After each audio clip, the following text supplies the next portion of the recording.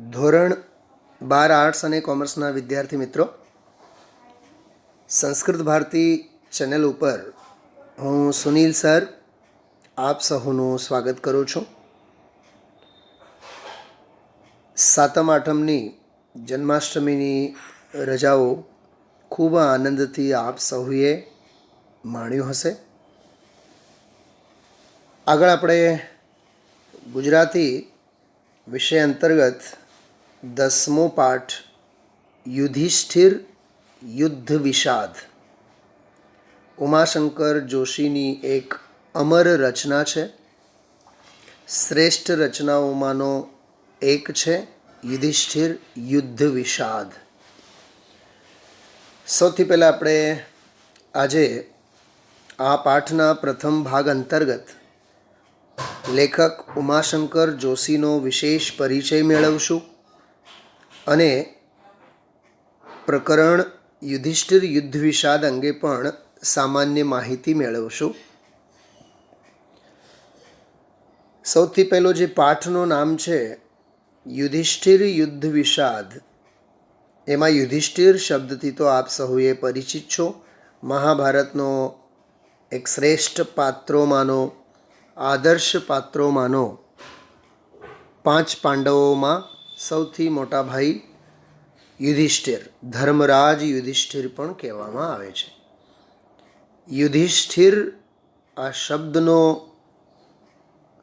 વ્યાકરણની અપેક્ષાએ જો અર્થ કરીએ, યુધિ એટલે યુદ્ધ મેદાનમાં, યુદ્ધમાં રણાંગને, સ્થિર એટલે સ્થિર જે રહી જાણે, યુદ્ધના મેદાનમાં ભય નહીં પામે અને યુદ્ધના મેદાનમાં રણાંગણમાં અન્ય શત્રુઓ સાથે વીર યોદ્ધા બનીને જેઓ સ્થિર રહીને મન મસ્તિષ્કથી એકાગ્રતા કેળવીને કુશળતાથી, નિપુણતાથી, ચતુરાઈથી જેઓ યુદ્ધ કરી જાણે એને યુધિષ્ઠિર કહેવામાં આવે છે. આગળ બીજો શબ્દ છે યુદ્ધ વિષાદ. યુદ્ધ એટલે યુદ્ધ જ થાય, લડાઈ. વિષાદ એટલે દુઃખ. જુઓ, યુદ્ધમાં જે સ્થિર રહી જાણે, યુદ્ધ કરી જાણે, તે યુધિષ્ઠિર ધર્મરાજ યુદ્ધના મેદાને હવે વિષાદ પામે છે. વિષાદને વળગીને ઊભા છે, અર્થાત તેઓ દુઃખી છે. વિષાદ એટલે દુઃખ થાય, ખેદ થાય. તો યુદ્ધના મેદાને અનેક કૌરવોની હત્યા થઈ, અનેક કૌરવોને મારી નાખવામાં આવ્યા. અને જો કે આપ સૌ જાણો છો, ભાઈઓ જ કહેવાય, પાંડવોના જ ભાઈઓ કહેવાય. તો આવા જે કૌરવોના કંદનથી, ભાઈઓના મારણથી, વડીલોના મારણથી, યુદ્ધમાં તો કોઈ સગા કે પારકા તો હોતા નથી, એટલે એક એક કરીને પાંડવોએ જ્યારે કૌરવોને પતાવતા જાય છે, કૌરવોને હંપાવતા અને હરાવતા જાય છે, મારતા જાય છે, તે પ્રસંગમાં સંસારથી, સંસારની વિચિત્રતાથી, રાજ સંપદા પ્રત્યેના મોહથી યુધિષ્ઠિર જે છે એ યુધિષ્ઠિર વૈરાગ્યને, ઉદાસતાને વળગીને હવે યુદ્ધ કરવા નથી માગતા. તો તે પ્રસંગમાં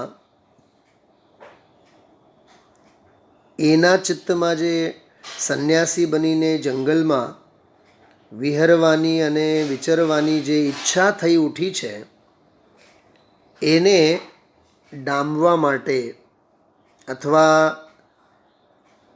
એને હર હાલમાં યુદ્ધ કરવા માટેની પ્રેરણા આમાં નારદ અને અન્ય બધા પાત્રો એને આપે છે. એટલે હર હાલમાં યુદ્ધ વિષાદમાં ડૂબેલા યુધિષ્ઠિરને બહાર લાવવા માટે સર્વે એને સમજાવે છે. કેમ કે યુધિષ્ઠિર તત્વજ્ઞાનભરી દલીલો કરે છે, એમાં એનું અગાધ જ્ઞાન હોવાની અને વેદનાની અનુભૂતિ આપણને જોવા મળે છે. એટલે એ પોતાનો આત્મ પશ્ચાતાપ કરી હવે વૈર વૃત્તિને મૂકી દઈને તેઓ સંન્યાસી બનવા માગે છે. એટલે અન્ય પાંડવો ભીમ, અર્જુન, નકુલ, સહદેવ અને ખાસ કરીને કૃષ્ણ, વ્યાસ ઋષિ અને દ્રૌપદી તેમને હર હાલમાં આવી નાસીપાસ થયેલી દશામાં એને યુદ્ધ કરવા માટે, લડવા માટે એને ફરી પાછા તૈયાર કરે છે. કેમ કે દુર્યોધન અને દુશાસનને લીધે જે પાંડવોનો અપમાન થયેલો છે એ અપમાનનો બદલો તો આપણે લેવો જ રહ્યો. અને જે હસ્તિનાપુરની ગાદી, હસ્તિનાપુરની સંપદા અમે પણ ભાઈઓ હોવાથી અમારા ભાગે પણ આવવો જોઈએ, આવો આગ્રહ બધા પાંડવો, દ્રૌપદી આ સર્વેનું છે. ટૂંકમાં આ પ્રકરણમાં, આ પ્રસંગે યુદ્ધથી હવે નાસીપાસ અને નિરાશ થયેલા યુધિષ્ઠિરને યુદ્ધ માટે તૈયાર કરવાની વાત અને એ બહાને લેખકે દુર્યોધનનું અગાધ જ્ઞાન, દુર્યોધનની જે બુદ્ધિમત્તા છે તે અંગે આમાં વિશેષ વર્ણવવામાં આવે છે. લેખક આમાં ટૂંકમાં યુધિષ્ઠિરનો એક આદર્શ પાત્ર રજૂ કરવા માગે છે. આપ સહુ જાણો છો, વર્તમાનમાં ચારેય બાજુએ યુદ્ધ જેવા માહોલ છે. શું અમેરિકા, શું રશિયા, શું કોરિયા, શું ચાઇના, શું ભારત પાકિસ્તાન, સર્વત્ર યુદ્ધ જેવો જ માહોલ છે. તો અત્રે આ પ્રકરણ, આ પ્રસંગે બહુ ઉપયોગી છે. કેમ કે વર્તમાનમાં યુદ્ધની નહીં પરંતુ બુદ્ધની જરૂર છે. આ એક નિબંધ પણ પૂછવામાં આવે છે. વર્તમાનમાં યુદ્ધની નહીં પરંતુ બુદ્ધની આવશ્યકતા છે, જરૂરી છે. કેમ કે યુદ્ધથી કોઈનું ભલું થયું નથી અને યુદ્ધનું સર્વનાશ થયા વિના બાકી કાંઈ બચ્યું નથી. એટલે સત્ય અને અહિંસાના ઉપદેશ દેનારા મહાવીર સ્વામીના ઉપદેશ, ગૌતમ બુદ્ધના ઉપદેશ, સંત મહાત્માઓના ઉપદેશ કેટલું પ્રાસંગિક છે. વિદ્યાર્થીઓના ચિત્તમાં એક ધાર્મિકતા, એક આધ્યાત્મિકતા અને એક જગત હિતની સમષ્ટિ ભાવના, વસુધૈવ કુટુંબકમ, સમગ્ર વસુધા, ધરતી જે છે એક પરિવાર છે, કુટુંબની ભાવના જાગૃત થાય અને વાદ વિવાદ અને યુદ્ધ જેવી ભયંકર પરિસ્થિતિ ઊભી ન થાય તેની પણ આડકતરી રૂપે આ પાઠમાં ઉમાશંકર જોશી સાહેબ, લેખક, આપણને આપવા માગે છે. આવી રીતે યુધિષ્ઠિર યુદ્ધ વિષાદ પાઠની સમગ્ર પૃષ્ઠભૂમિ છે. થોડોક આપણે પરિચય મેળવીએ. ગુજરાતી સાહિત્ય સર્જનમાં લેખક તરીકે, કવિ તરીકે સર્વશ્રેષ્ઠ કોઈ પાત્રનું, કોઈ વ્યક્તિત્વનું નામ મોખરે છે તો તેઓનું નામ છે ઉમાશંકર જોશી. જન્મ 21/7/1911 અને અવસાન 19/12/1988. પરિચયમાં આપણે વાંચીએ છીએ. કવિવર ઉમાશંકર જેઠાલાલ જોશીનો જન્મ અરાવલ્લી જિલ્લાના બામણા ગામમાં થયો હતો. જો એક નાનકડા ગામમાં જન્મેલા સફળતાના કેવા શિખરો તેઓ સર કરે છે. કવિતા, વિવેચનો, સંશોધન, એકાંકી, નવલિકા, નિબંધ, પ્રવાસ, નવલકથા, ચરિત્ર, અનુવાદ તેમજ સંપાદન ક્ષેત્રે એમનું પ્રદાન નોંધપાત્ર રહ્યું છે. સાહિત્યની કેટલી વિધાઓ ઉપર એમણે પોતાની કલમ ચલાવી છે. જુઓ આપ ધ્યાનથી. કવિતાઓ લખી છે, વિવેચનો લખ્યા છે, સંશોધનો પણ કર્યા છે, સાહિત્યિક એકાંકીઓની રચના પણ કરી છે, નવલિકાઓ પણ લખી છે, નિબંધોનું સર્જન કર્યું છે, પ્રવાસો ખેડ્યા છે અને પ્રવાસ નિબંધો પણ તેઓ આલેખ્યા છે, નવલકથાઓનું પણ સર્જન કર્યું છે, ચરિત્ર લેખો લખ્યા છે અને કેટલાક અંગ્રેજી સાહિત્યમાંના ગ્રંથોનો ગુજરાતીમાં અનુવાદ પણ તેમણે કર્યા છે. થોડોક સાહિત્યિક ખેડાણ અંગે આપણે આગળ જોઈએ. વિશ્વ શાંતિ, ગંગોત્રી અને નિશીથ આ બધી એમની વિશ્વ સ્તરે ખ્યાતિ પામેલી કૃતિઓ છે. વિશ્વ શાંતિ, ગંગોત્રી,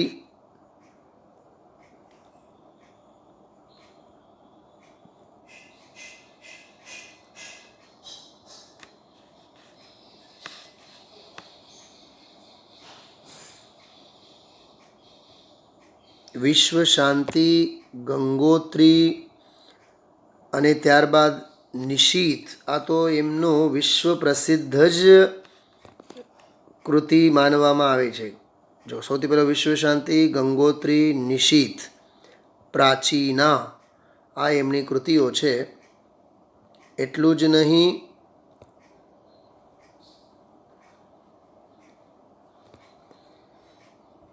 આ બધા જ કાવ્યો સાથે સાથે આતિથ્ય, વસંત વર્ષા, મહાપ્રસ્થાન, અભિજ્ઞા અને ધારાવસ્ત્ર અને સપ્તપદી આ બધા એમના કાવ્ય સંગ્રહો છે. એવી રીતે કાવ્ય સંગ્રહોના નામ અત્રે આપ્યા છે. એટલું જ નહીં, વિશેષ આમાં આપ જોઈ શકો છો, આ જે એમના કાવ્ય સંગ્રહો છે એ કાવ્ય સંગ્રહો એમના સમગ્ર કવિતાના નામે પણ પ્રગટ થયેલા છે. અને પ્રકૃતિ, પ્રેમ,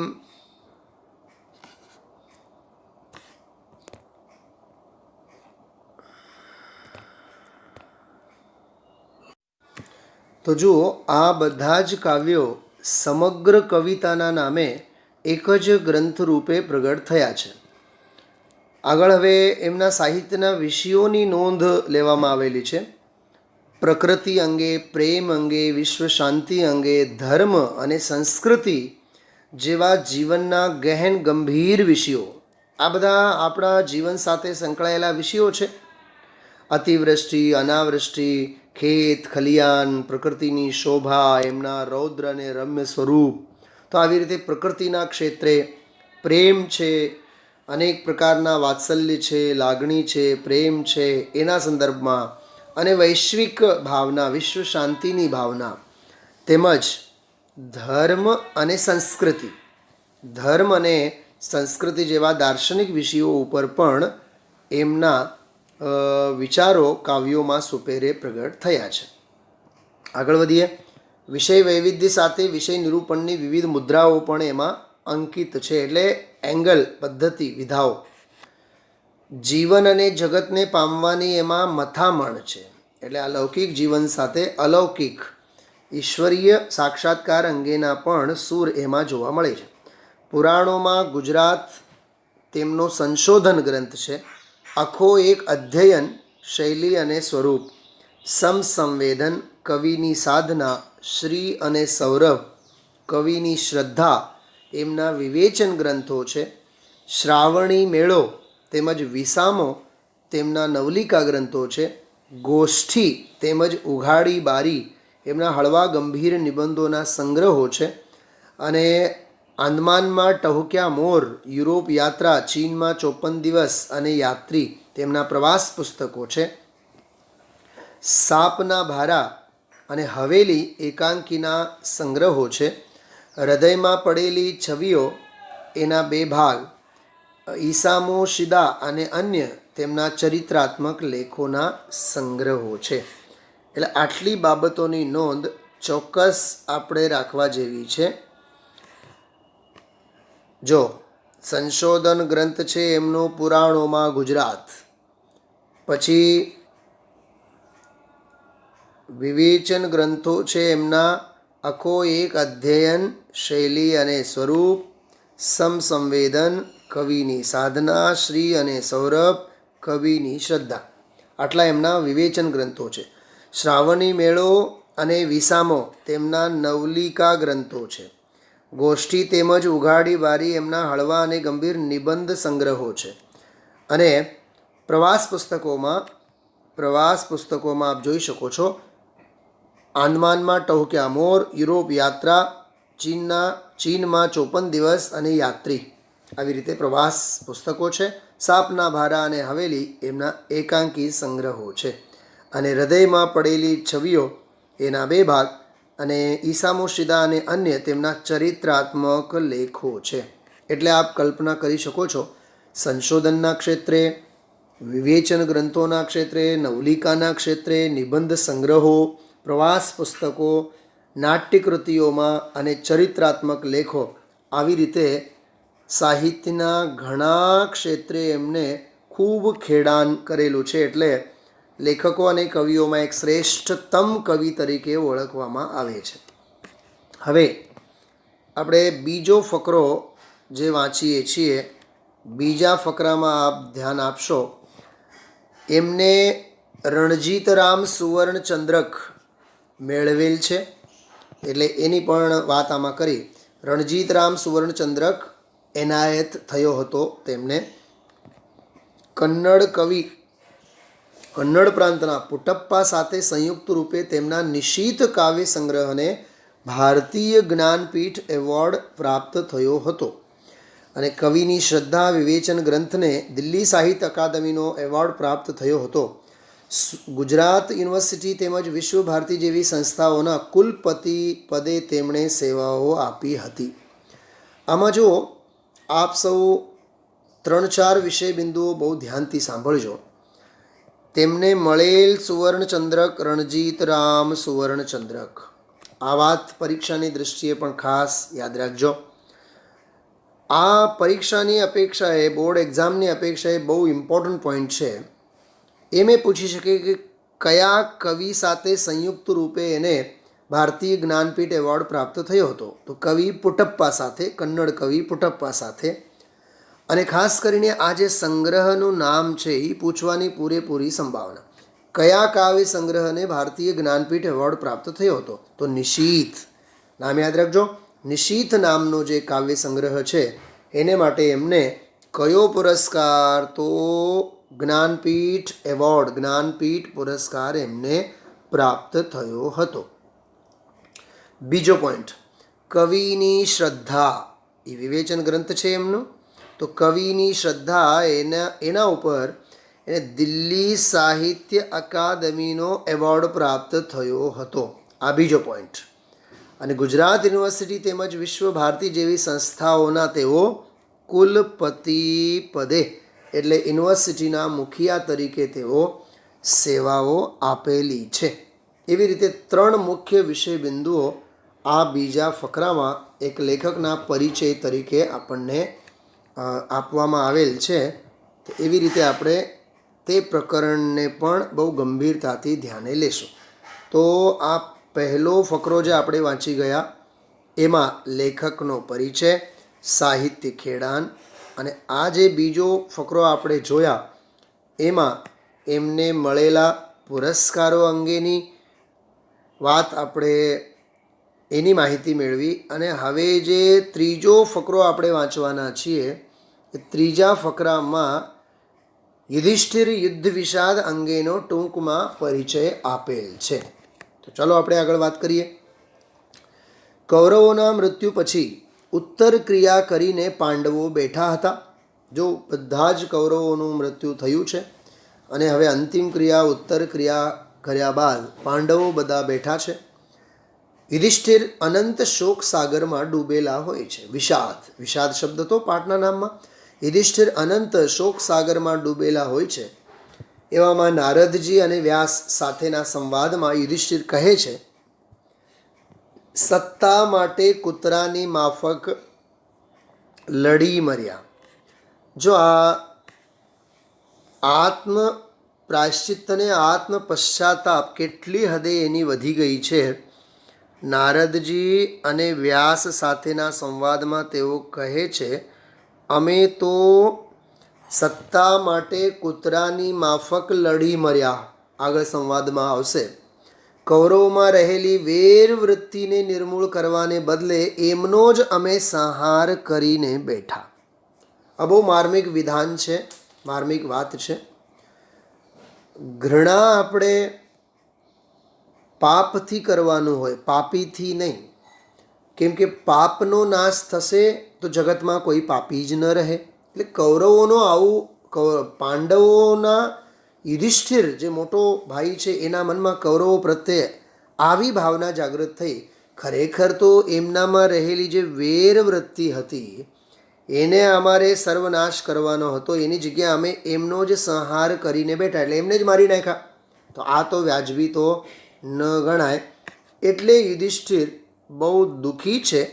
અને દુઃખી છે એટલે આવા ઘોર વિષાદમાં ડૂબેલા યુધિષ્ઠિરને કોણ કોણ સમજાવે છે? જો ભીમ, અર્જુન વગેરે પાંડવો, દ્રૌપદી જે પત્ની છે એની, કૃષ્ણ છે, શ્રી કૃષ્ણ અને વ્યાસ, એ બધાએ સમજાવે છે. પરંતુ યુધિષ્ઠિરને દુર્યોધનની અભિમાન વૃત્તિ અને દુશાસનની નિર્લજ્જ નિર્દયતા સામે લડવાને બદલે એમના શરીર સાથે લડી બેઠાનો વસવસો છે. જો દુર્યોધનમાં રહેલી જે અભિમાન વૃત્તિ હતી, ખરેખર તો એનો વિવેક બુદ્ધિપૂર્વક નાશ કરવાનો હતો. અને ભરી સભામાં દ્રૌપદીનો જે અપમાન દુશાસને કરેલો, એમની જે નિર્લજ્જ નિર્દયતા હતી એને ડામવાનો હતો. પણ એની જગ્યાએ એના મનોવિકારો સાથે ન લડતા એમના શરીર સાથે લડી બેઠા. ટૂંકમાં એમને મારી નાખ્યા. તો આથી શોકાતુર અને સ્વજનોની ચીસ એમને સંભળાતી હોય એવું માને છે. તો આખરે તો સગાત છે, તો એમના પ્રત્યે એમને લાગણી થઈ આવે છે. આવા યુદ્ધ વિષાદમાં ડૂબેલા, જો યુદ્ધને લીધે દુઃખના સાગરમાં ડૂબેલા યુધિષ્ઠિરને બહાર લાવવા સર્વે સમજાવે છે. અને યુધિષ્ઠિર તત્વજ્ઞાન ભરી દલીલો કરે છે. આ પોઈન્ટ યાદ રાખજો, તત્વજ્ઞાન ભરી દલીલો કરે છે. તેમાં એમનું અગાધ જ્ઞાન હોવાની અને સાથે સાથે ભાઈઓને, પરિવારજનોને મારી નાખીને પોતે કેવા દુઃખ સાગરમાં ડૂબેલા છે એની વેદનાની અનુભૂતિ એ એમની ન્યાયપ્રિયતા બતાવે છે. આ પોઈન્ટ બહુ જ સરસ છે, ખાસ ખ્યાલ રાખજો. કે એકંદરે આ પાઠ અંતર્ગત યુધિષ્ઠિરની ન્યાયપ્રિયતા, કેટલી હદે તેઓ ન્યાયશીલ છે એનો આપણને આછો ખ્યાલ આવે છે. એવી રીતે આપણે આજે પ્રથમ ભાગ અંતર્ગત યુધિષ્ઠિર યુદ્ધ વિષાદ પાઠ સંબંધી સૌથી પહેલાં તો લેખકનો વિગતવાર પરિચય, એમનું વ્યક્તિત્વ, એમનું કર્તૃત્વ, એમનું જીવન અને કવન અને એમને મળેલા પુરસ્કારોની નોંધ આપણે બીજા ફકરામાં લીધો. અને ત્રીજા ફકરામાં આપણે બહુ જ ટૂંકમાં આ પાઠ અંગેની માહિતી મેળવી છે. હવે એક એક પંક્તિ સાથે મૂળ પાઠને આપણે પછીના ભાગમાં વિશેષ રૂપે સમજવાના પ્રયત્નો કરીશું.